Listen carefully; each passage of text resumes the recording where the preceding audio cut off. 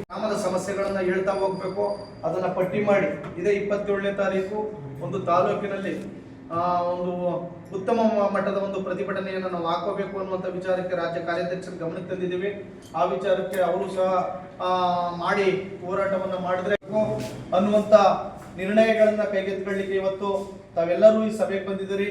ತಮ್ಮ ಗ್ರಾಮದಲ್ಲಿ ಇವತ್ತೇನು ಗ್ರಾಮದ ಏನು ಸ್ವಚ್ಛತೆಯನ್ನ ಮಾಡಲಿಕ್ಕೆ ವಿಳಂಬ ಧೋರಣೆಗಳನ್ನ ಅಧಿಕಾರಿಗಳು ತೋರಿಸ್ತಾ ಇರುವಂತ ಬಗ್ಗೆ ಹಲವಾರು ನಮ್ಮ ರಾಜ್ಯ ಕಾರ್ಯಾಧ್ಯಕ್ಷರಿಗೆ ದೂರುಗಳು ಬಂದಿದೆ.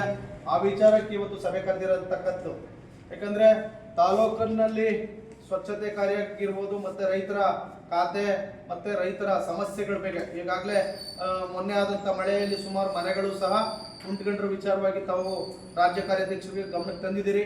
ಆ ಎಲ್ಲ ಸಭೆಗಳನ್ನ ಇವತ್ತು ಯಾವ ರೀತಿ ಆ ಒಂದು ಹೋರಾಟಗಳನ್ನು ಎತ್ಕೊಂಡು ಒಂದು ರಾಜಕೀಯ ಹಿತಾಸಕ್ತಿಗಳಿಂದ ಕೆಲಸ ಮಾಡಿಸ್ಬೇಕು, ಮತ್ತೆ ಆ ಅಧಿಕಾರಿ ಸೋಮವಾರ ನಂಜನಗೂಡು ತಾಲೂಕಿನಲ್ಲಿ ರೈತರ ವಿವಿಧ ಸಮಸ್ಯೆಗಳನ್ನ ಇಟ್ಕೊಂಡು ಬೃಹತ್ ಪ್ರತಿಭಟನೆ ಮಾಡಬೇಕು ಅಂತ ಹೇಳಿ ಇವತ್ತು ತೀರ್ಮಾನ ಮಾಡಿದೆ. ನಂಜನಗೂಡು ತಾಲೂಕಿನಾದ್ಯಂತ ನಂಜನಗೂಡು ತಾಲೂಕಿಗೆ ವರುಣಾ ಕ್ಷೇತ್ರದ ಚಿಕ್ಕೈಚಂದ್ರ, ಬಿಳಿಗೆರೆ, ಕೌಲಂದೆ ಹೋಬಳಿಯ ಭಾಗಗಳು ಸೇರ್ತವೆ. ಮತ್ತು ನಂಜನಗೂಡು ತಾಲೂಕಿನಲ್ಲಿ ಎಲ್ಲ ಹೋಬಳಿಗಳಲ್ಲಿ ನಮ್ಮ ಬಗರುಕುಂ ಸಾಗುವಳಿದಾರರು ಏನು ಬಗರುಕುಂ ಅಂದರೆ ಅಕ್ರಮವಾಗಿ ಜಮೀನು ಹುಟ್ಟಿದ್ರು ಅವ್ರಿಗೆ ಸಕ್ರಮ ಮಾಡ್ಕೊಳ್ಳೋಂಥ ಒಂದು ವ್ಯವಸ್ಥೆ ಏನಿತ್ತು ಅದು ಸರಿಯಾಗಿ ಆಯ್ತಾ ಇಲ್ಲ ಅನ್ನೋದು ಮೊದಲನೇ ಸಮಸ್ಯೆ.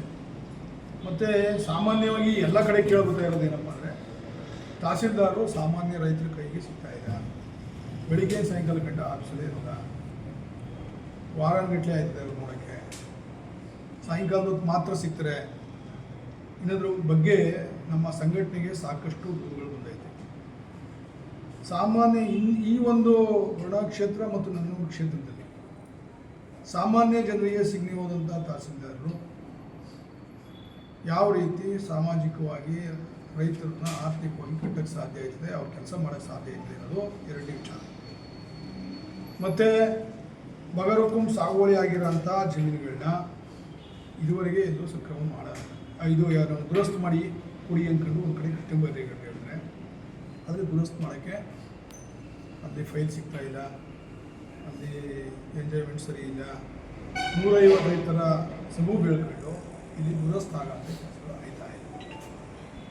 ಮತ್ತು ಗ್ರಾಮ ಪಂಚಾಯತ್ಗಳಂತೂ ಹೇಳಕ್ಕೆ ಹೆಸರಿಲ್ದಂಗೆ ಗ್ರಾಮ ಪಂಚಾಯತ್ ಆಡಳಿತ ಮತ್ತು ತಾಲೂಕು ಪಂಚಾಯತಿ ಒಂದು ನಮ್ಮ ನಂಜನಗೂಡು ತಾಲೂಕಿನಲ್ಲಿ ಬದುಕಿದ್ದ ಅಂತ ಹುಡುಕಬೇಕು ಅನ್ನೋ ಮಟ್ಟಕ್ಕೆ ಹಾಳಾಗಿರೋದು.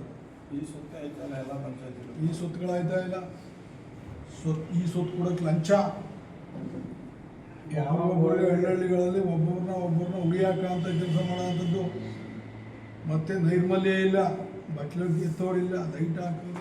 ಈ ಥರದ ಪರಿಸ್ಥಿತಿಗಳು ಹಳ್ಳಿಗಳನ್ನ ನೈರ್ಮಲ್ಯವನ್ನು ಕೆಡಿಸ್ತಾ ಇರೋಂಥದ್ದು ಇದು ಇಲ್ಲೇ ನಡೀತಾ ಐತೆ. ಇಂಥ ಒಂದು ವಿಚಾರಗಳ ಬಗ್ಗೆ ಮಾಡ್ತಾ ಇರೋಂಥದ್ದು. ಮತ್ತು ಕಾಡು ಪ್ರಾಣಿಗಳ ಹಾವಳಿ ಜಾಸ್ತಿ ಆಗುತ್ತೆ. ಕಾಡು ಪ್ರಾಣಿಗಳಿಂದ ಒಂದು ರೈತರ ಜೀವ ಹಾನಿ ಆದರೆ 1 ಕೋಟಿ ರೂಪಾಯಿ ಪರಿಹಾರ ಕೊಡಬೇಕು ಅಂತ ಹೇಳಿ ನಮಗೆ ಭಾಳ ವರ್ಷದಿಂದ ಹೋರಾಟ ಐತೆ. 5 ರಿಂದ 15 ಲಕ್ಷ ನರಸೀಪುರದಲ್ಲಿ ಹೋರಾಟ ಮಾಡಿದಂಥ ಸಂದರ್ಭದಲ್ಲಿ BJP ಸರ್ಕಾರ ಇದ್ದಾಗ 5 ಲಕ್ಷದಿಂದ 15 ಸಾವಿರ ರೂಪಾಯಿ ಒಂದು ಪ್ರಾಣ ಹಾನಿ ಕೂಡ ಅಂತಾಯಿತು. ಕನಿಷ್ಠ 1 ಕೋಟಿ ರೂಪಾಯಿ ಕೊಡಬೇಕು ಅನ್ನೋದು ನಮ್ಮ ಒತ್ತಾಯ ಇದೆ. ಮತ್ತು ಮೊನ್ನೆ ಮಳೆ ಬೀಳ್ತು, ಹಳ್ಳಿಗಳಲ್ಲಿ ಸಾಕಷ್ಟು ಮನೆಗಳು ಬಿದ್ದೋಗಿದೆ. ಆ ಮನೆಗಳಿಗೆ ವೈಜ್ಞಾನಿಕವಾಗಿ ಪರಿಹಾರ ಕೊಡಬೇಕು ಅನ್ನೋದ್ರ ಬಗ್ಗೆ ಇನ್ನೂ ಸಾಕಷ್ಟು ಹಳ್ಳಿಗಳ ಸಮಸ್ಯೆಗಳ ಬಗ್ಗೆ ಈಗ ಪಟ್ಟಿ ಮಾಡ್ತಾ ಇದ್ದೀವಿ. ಇವೆಲ್ಲ ವಿಚಾರಗಳನ್ನ ಇಟ್ಕೊಂಡು ನಂಜನಗೂಡಿನ ಅಂಬೇಡ್ಕರ್ ಸರ್ಕಲಿಂದ ಎತ್ತಿನ ಗಾಡಿ, ಟ್ರ್ಯಾಕ್ಟ್ರು, ಬೈಕ್ಗಳು ಮತ್ತು ಕಾಲ್ನಡಿಗೆ ಜಾಥದ ಮುಖಾಂತರ ಏನು ನಿದ್ದೆ ಮಾಡ್ತಾ ಇರೋಂಥ ತಾಲೂಕು ಆಡಳಿತವನ್ನು